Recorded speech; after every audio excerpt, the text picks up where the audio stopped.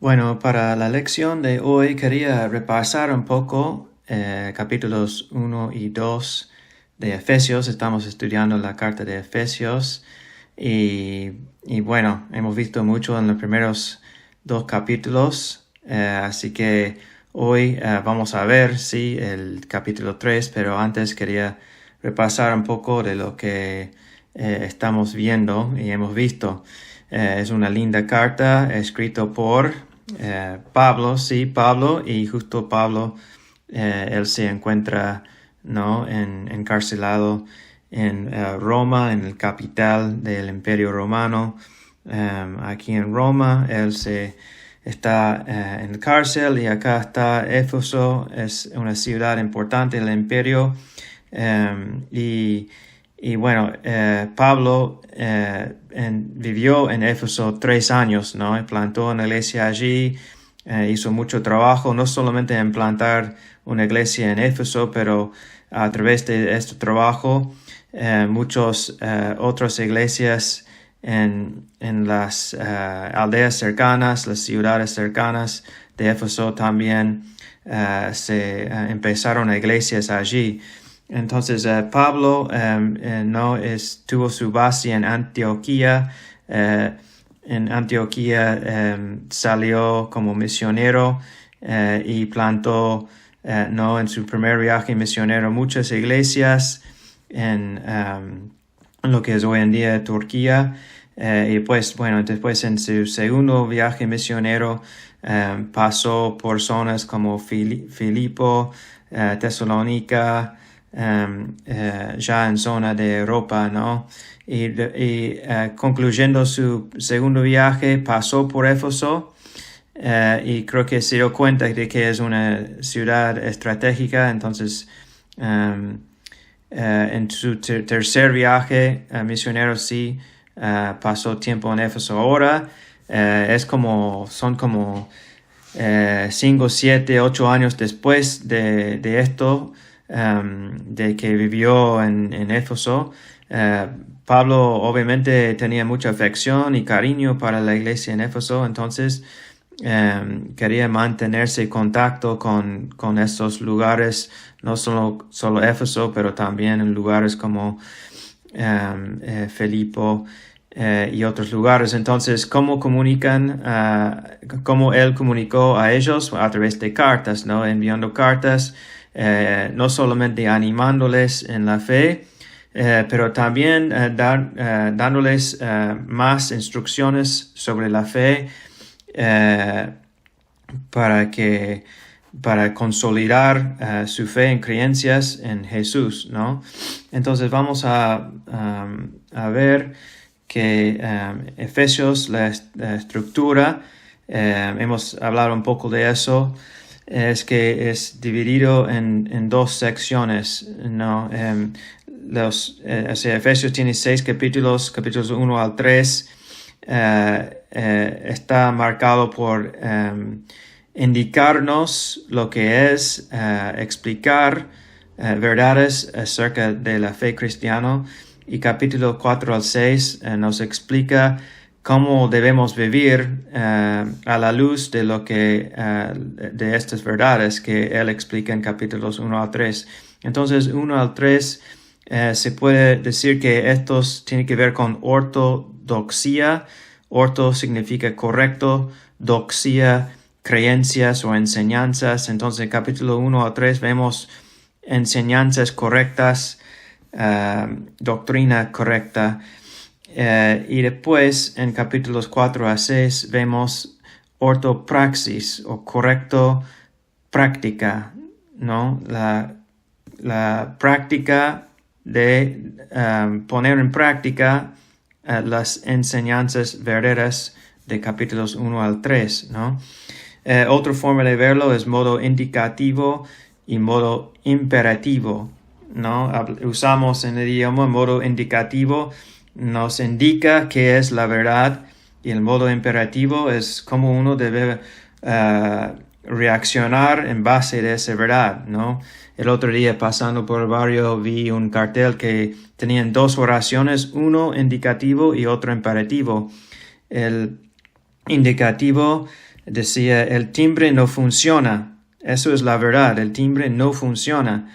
Y el imperativo seguía, decía, golpee las manos. Golpea las manos. Hay que golpear las manos. ¿Por qué? Porque el timbre no funciona. Entonces, basado en la verdad de que el timbre no funciona, uno debe, y la respuesta correcta sería golpear las manos para que te atiendan la puerta, ¿no? Entonces, eso tiene que ver con nuestra carta a Efesios, ¿no? Vemos que en capítulos 1 al 3, Pablo está indicándonos cuáles son las verdades, cuál es real acerca de nuestra relación con Dios y cuáles bendiciones tenemos en Él. Y después, la semana que viene, vamos a empezar a ver estos capítulos. Bueno, entonces, ¿cómo debemos vivir? ¿No? Entonces, ahora, hablando un poco más de capítulos 1 al 3, esto es un esquema que es la forma que yo lo veo un poco los primeros 3 capítulos. Vamos a ver 3 movimientos y perspectivas de diferentes personas, ¿no? Entonces, en el primer capítulo, PHES es el Padre, Hijo y Espíritu Santo. Entonces, acá tenemos el Dios Trino, acá, ¿no? El Padre, Hijo y Espíritu Santo.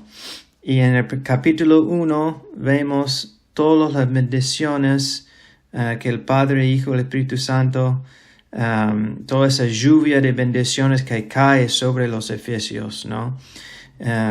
Pablo enfatiza que Dios está hecho en esas 3 personas y los 3 bendicen a los efesios, ¿no? Y acá tenemos los efesios, tengo el azul y rojo implicando que son gentiles y judíos juntos en la iglesia, que han judíos y gentiles que han dejado atrás sus creencias y ahora creen en Jesús y forman en la comunidad cristiana en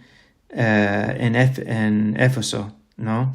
Entonces, muchas veces vemos que, bueno, la perspectiva importa, ¿no? Como a mí me gusta ver los deportes y en el fútbol a veces vemos un golazo de un jugador y justo lo que nos da perspectiva es que un toma de ángulo de una cámara muestra quizás la punto de vista más sobre el jugador viendo la pelota entrar desde su pie hasta entrar y hacer el gol.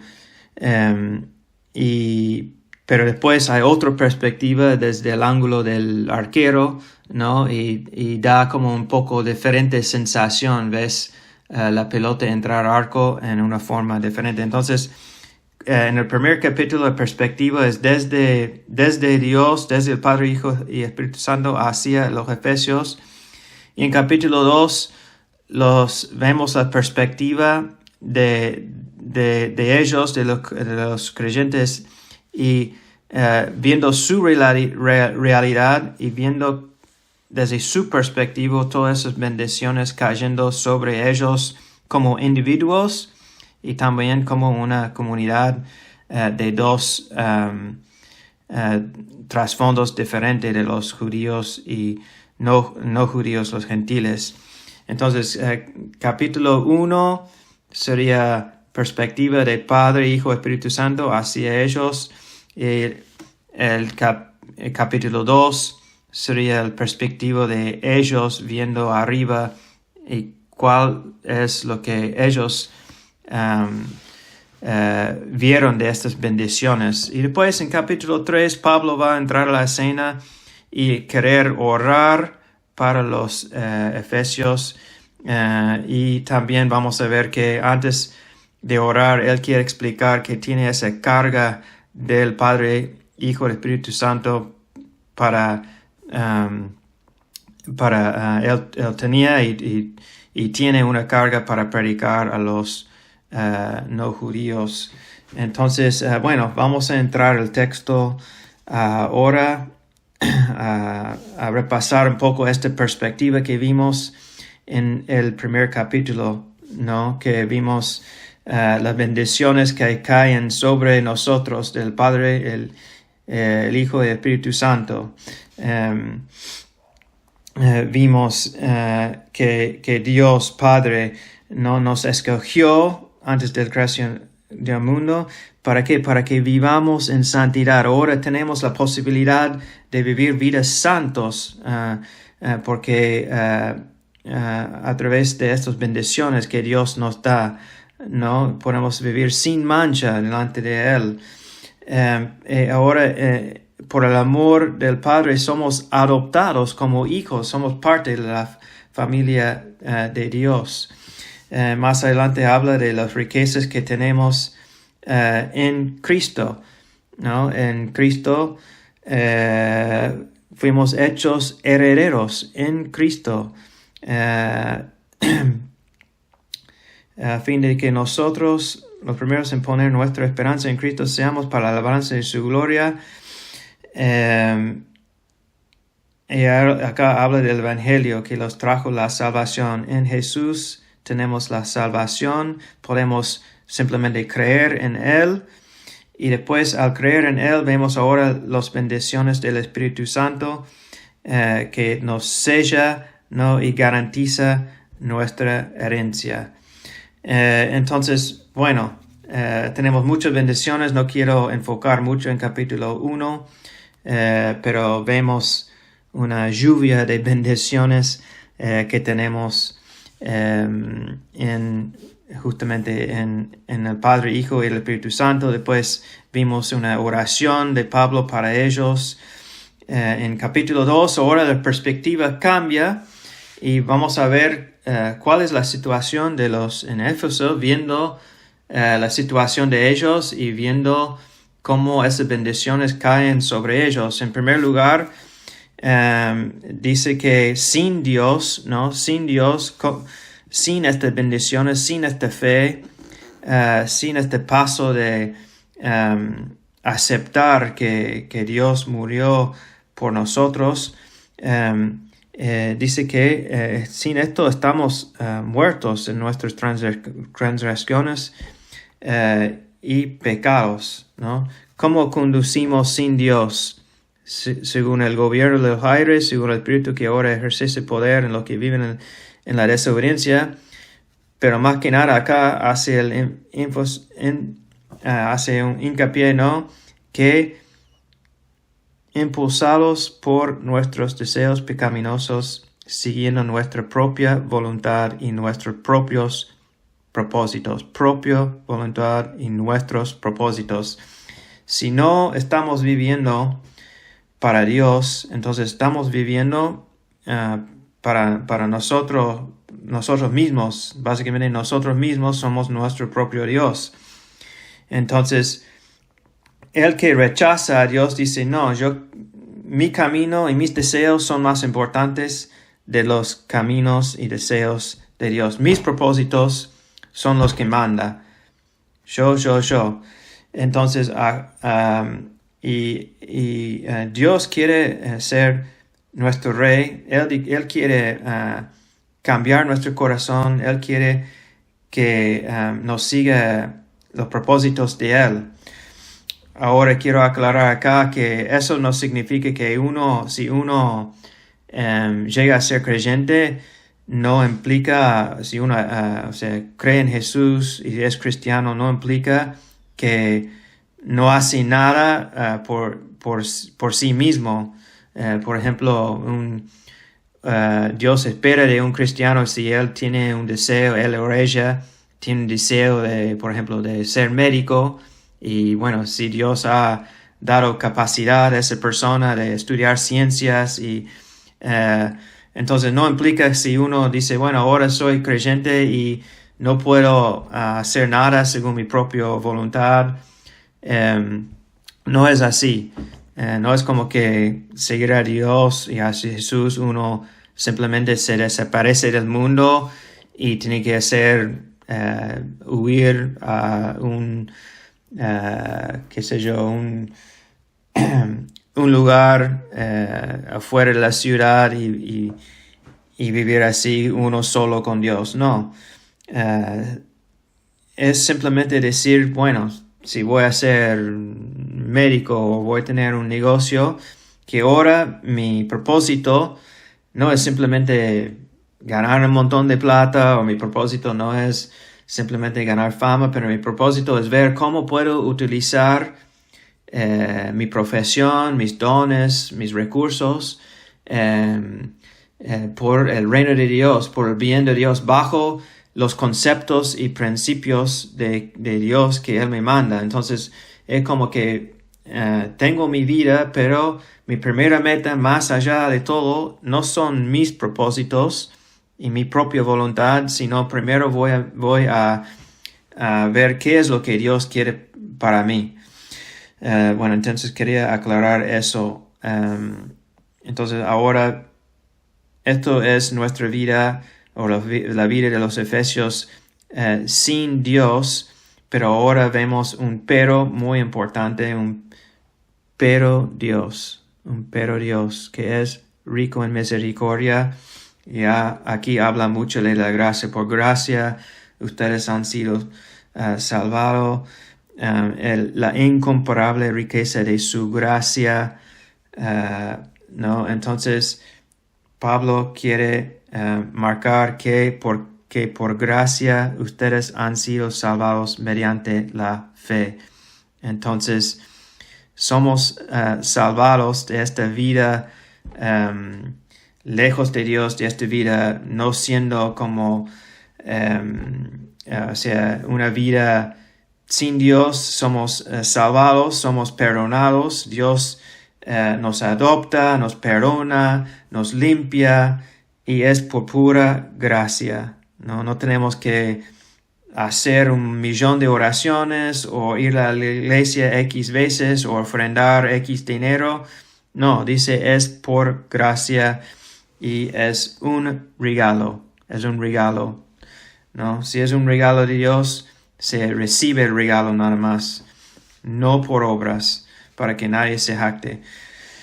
Entonces, aquí vemos en esta sección cómo los individuos en Éfeso llegaron a ser salvos y llegaron a formar parte de la familia de Dios. Es a través de la fe y la gracia, ¿no? Y después en la sección que sigue, Pablo habla de los dos diferentes grupos que están en la iglesia de Cristo. Está hablando de dos grupos, uno gentil y uno que no son judíos, y otro grupo de los judíos.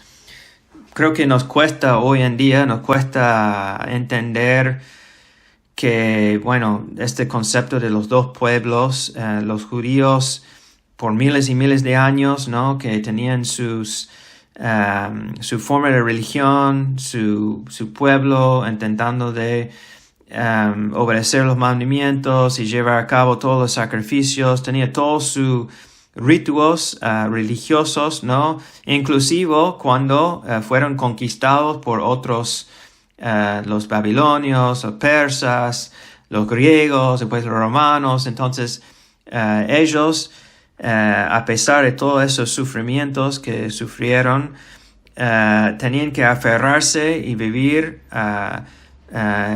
en su manera, su religión. Tenían una cierta libertad, pero como siempre eran como un grupo excluso o diferente, un grupo religioso dentro de este gran imperio romano, ¿no?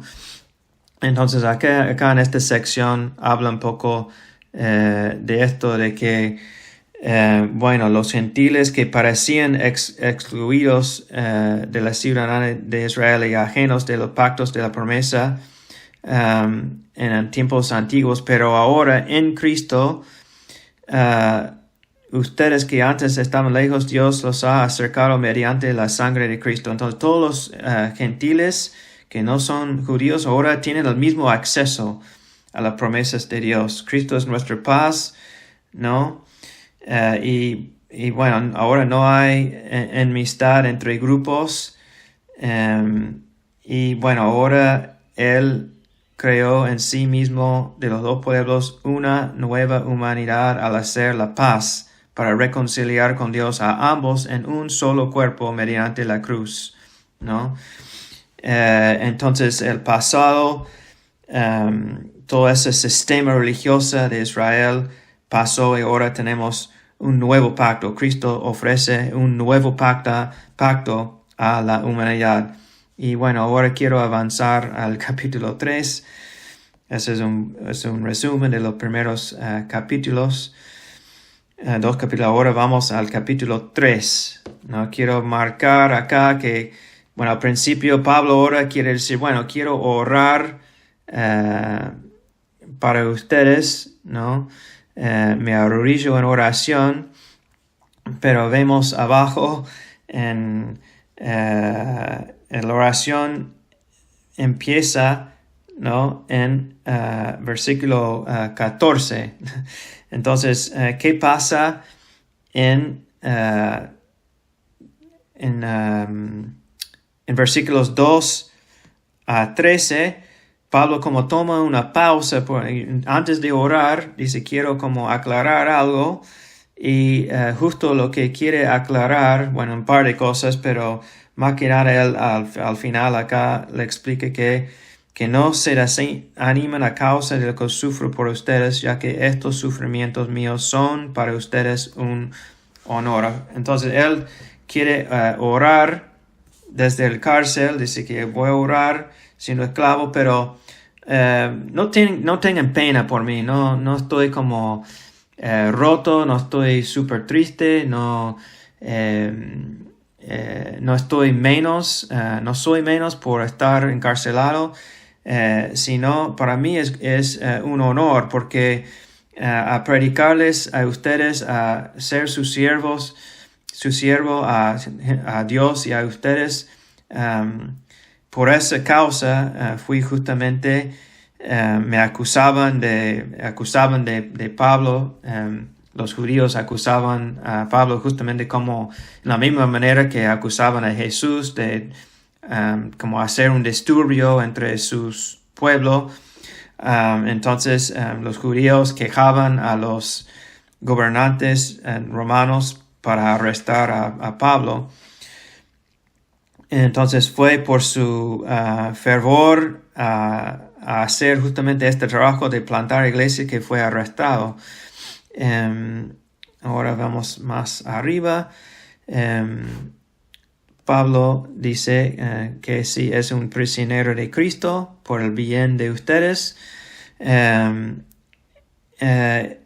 Dios había encomendado, Pablo quiere explicar que, bueno, lo que yo he recibido, Dios me encomendó, ¿no?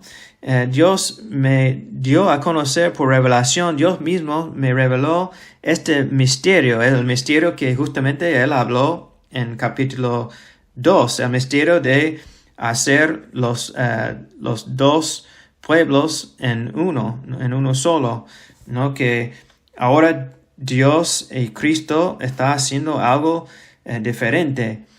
Entonces, y en otros pasajes bíblicos vemos esto, ¿no? De Pablo explicando que justamente tiene un cargo para los no judíos. En Gálatas 2:7 él dice, reconocieron que a mí me había encomendado predicar el evangelio a los no judíos, ¿no? Y hay otros versículos que él habla de eso, de que tuvo como un peso, un cargo enorme para salir y predicar a los no judíos. Entonces, si el resultado es ir a la cárcel, no está desanimado él, entonces tampoco deben ser desanimados los en Efesios, ¿no? Bueno, y sigue hablando de este misterio de Cristo, que por muchos años no fue revelado, pero ahora el misterio sí se ha revelado por el Espíritu. Y ahora los apóstoles tienen este cargo de hablar a otras personas dándole a conocer el plan de Dios, justamente el plan de que Jesús mismo era un hombre y también Dios mismo murió y resucitó. ¿No? Acá habla de que Él es un mero servidor, ¿no? Por la gracia de Dios. Vamos más adelante. Ahora en esta sección quiero justamente hablar un poco más de este concepto de los dos pueblos siendo uno, ¿no? En mucho tiempo, por mucho tiempo, los judíos tenían la ley acá, bueno, todos los sacrificios que tenían que hacer, todo una sistema religiosa, ¿no? De los judíos, y por mucho tiempo los gentiles, para unirse al pueblo de Dios, tenían que hacerse judíos, básicamente, y justamente vimos eso en el Antiguo Testamento, que personas como Rahab, Ruth y otras personas, siendo no judíos, fueron aceptados en el pueblo de Dios, ¿no? Y Dios dio el cargo del pueblo judío a hacer luz entre las naciones. Eso fue el plan de que, bueno, siendo tan lindo este pueblo, que los otros, los gentiles, el plan era que ellos sumaron así como experimentar con plenitud las bendiciones de Dios. Pero ahora Dios hace algo totalmente nuevo. ¿Qué es lo que hace Dios? Es romper justamente el muro entre los dos pueblos y construye una nueva casa, una casa totalmente nueva, ¿no? Y es una casa hecha por Cristo mismo, ¿no? Una casa donde vemos que Cristo es la cabeza y no hay separación ahora entre los judíos y gentiles. Los gentiles no tienen que ser judíos para ser cristianos, y los judíos tampoco pueden exigir a los gentiles a vivir como ellos. Y también Cristo se anula este sistema sacrificio, ¿no? Porque Él fue el perfecto sacrificio. Que tengo esta cita acá que explica un poco mejor este concepto. Voy a leerlo. Dice que la forma en que se predijo el llamamiento de los gentiles en el Antiguo Testamento llevó a la impresión general de que participarían de las bendiciones del reinado del Mesías al convertirse en judíos, al integrarse como prosélitos en la antigua teocracia, la cual permanecería con todas sus peculiaridades. Eso es lo que pensaban que iba a pasar. Pero que hasta el día de Pentecostés nadie consideró la abolición de la teocracia y la introducción de una nueva forma de religión diseñada y adaptada por igual a toda la humanidad, en la que se eliminaría la distinción entre judíos y gentiles. Esta universalidad del Evangelio fue la revelación expansiva y edificante hecha a los apóstoles, que los elevó de sectarios a cristianos. La mano no está en el cuerpo por el permiso del ojo, ni el ojo por el permiso de la mano. Tampoco el gentil está en la iglesia por cortesía de los judíos, ni el judío por cortesía de los gentiles. Son un solo cuerpo. La condición para que los gentiles reciban las bendiciones es estar unidos en Cristo. El medio para estar unidos en Cristo es a través del Evangelio. Bien, entonces explica estos dos pueblos llegando a ser uno. Vamos más adelante, ya quiero ir llegando al fin del capítulo 3 acá.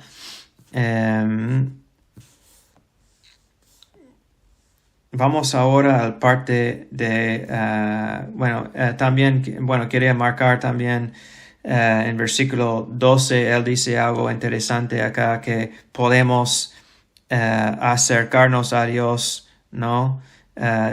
Si estamos en Cristo, si estamos en Él mediante la fe, disfrutamos la libertad y confianza, tenemos confianza para acercarnos a Dios, ¿no? Hay unas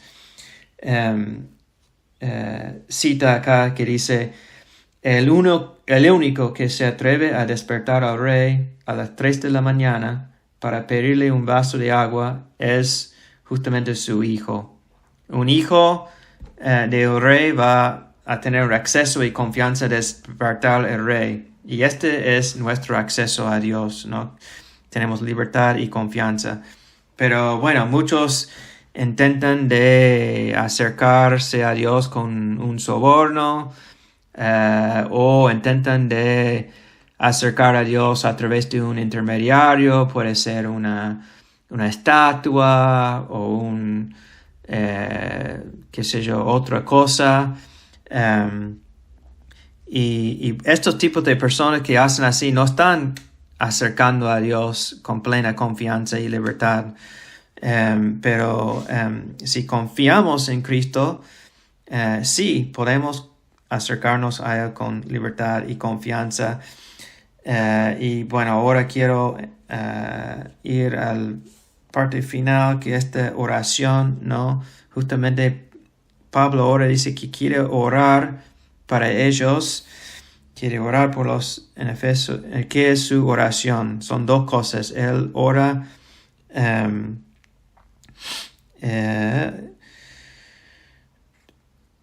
acá dice, le pido que por medio del Espíritu lo fortalezca en lo íntimo de su ser. Como Pablo ora que Dios trabaja en el íntimo de nuestro ser, ¿no? Hoy en día no es tan popular mostrar cambios en el íntimo de nuestro ser o enfocarnos en el íntimo de nuestro ser, sino tenemos la tendencia de enfocarnos en el exterior de nuestro ser, mostrar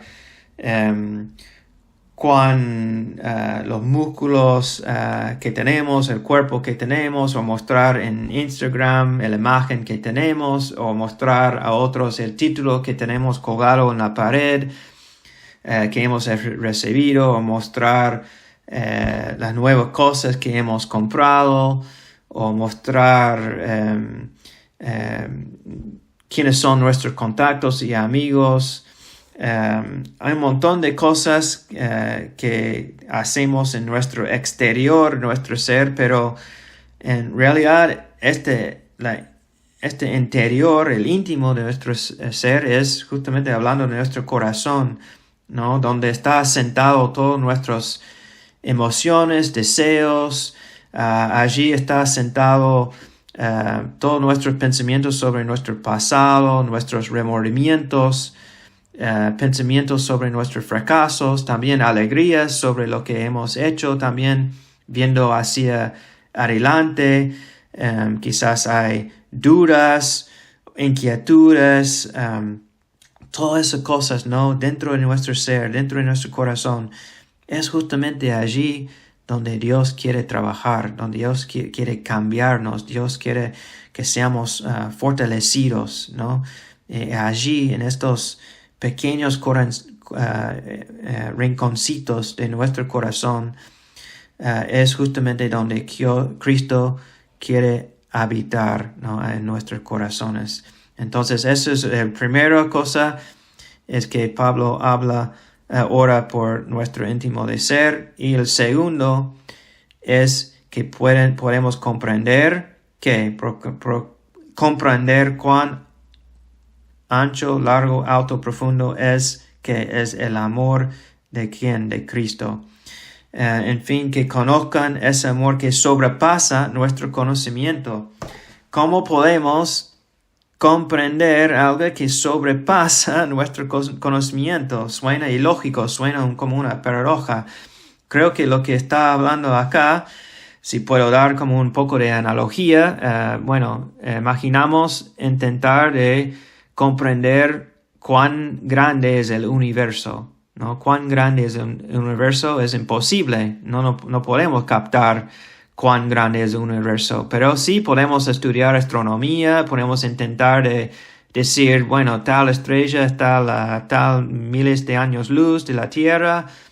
Y también yo me acuerdo como niño o adulto también, yendo afuera de la ciudad a la noche, quizás después de cenar, y acostarme en la tierra y ver arriba a las estrellas y decís, wow, qué pequeño que soy, qué grande, qué inmensa, enorme es este universo en donde me encuentro, en donde vivo, ¿no?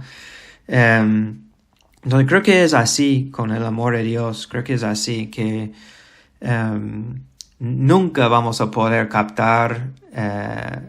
captarlo porque es infinito, es tan inmenso, tan vasto, pero Dios quiere que tomamos esos momentos, ¿no? De intentar de captarlo, de sentarnos quietos y decirnos, wow, qué grande es ese amor que tienes para nosotros, ¿no? Pablo dice en Romanos 8, 38 a 9, porque estoy convencido de que ni la muerte, ni la vida, ni ángeles, ni principados, ni lo presente, ni lo porvenir, ni los poderes, ni lo alto, ni lo profundo, ni ninguna otra cosa creada nos podrá separar del amor de Dios que es en Cristo Jesús, Señor nuestro.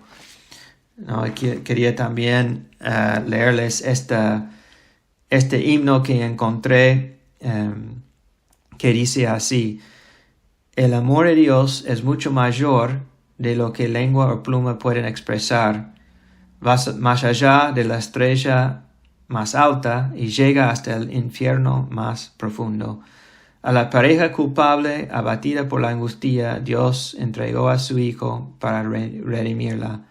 A su Hijo descarriado y lo reconcilió y lo perdonó de su pecado.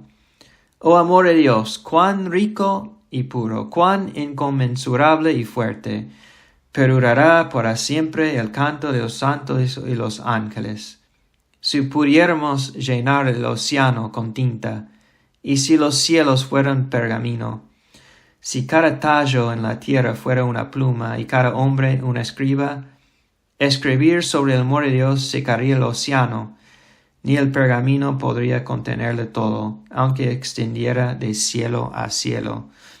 Así me encantó esa imagen de que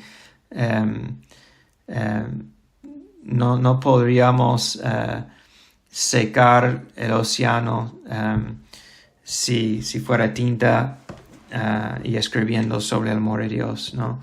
Y pienso yo en momentos de mi vida, yo puedo acordarme de momentos como muy específicos donde estuve en el auto, donde estuve caminando por la calle o donde estuve con otras personas. Me acuerdo momentos muy marcados en mi vida donde como una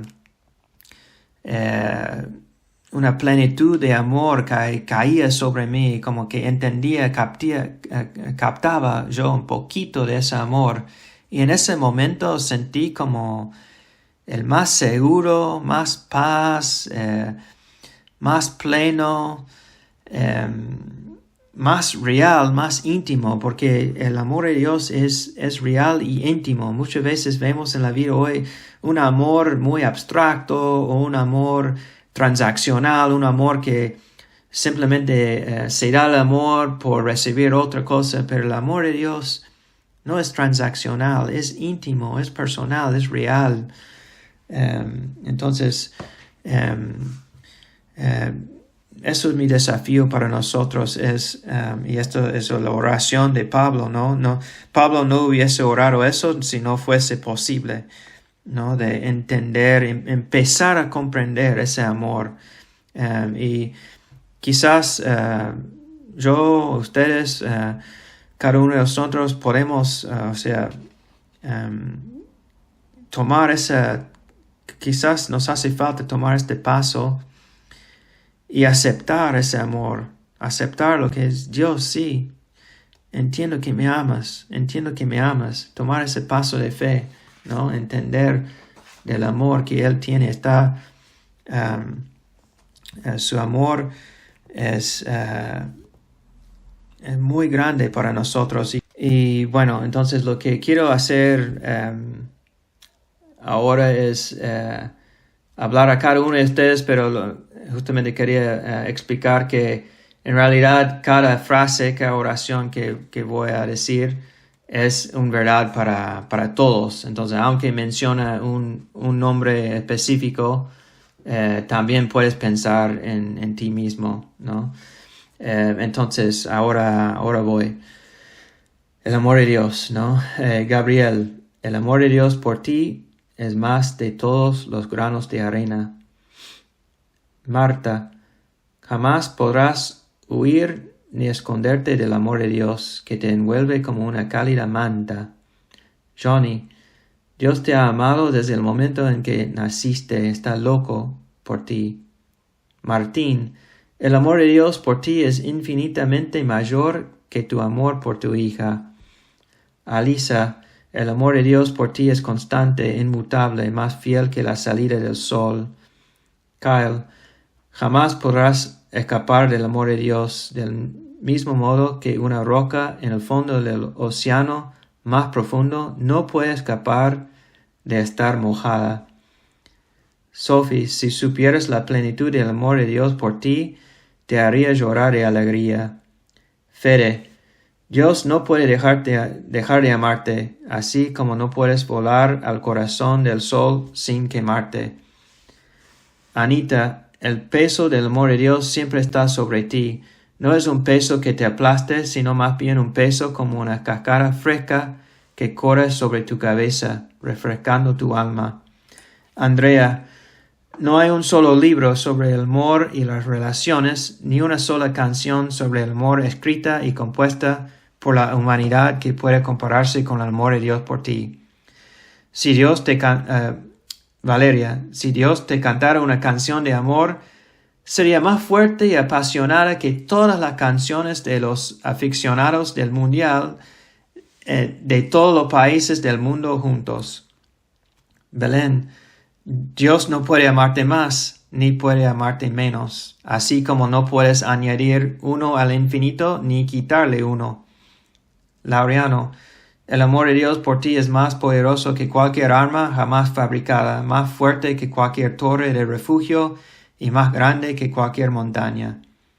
Alana, ningún láser sofisticado es lo suficiente preciso como para señalar los detalles del amor de Dios por ti, ni ningún telescopio es lo suficientemente potente como para captar la distancia del amor de Dios por ti.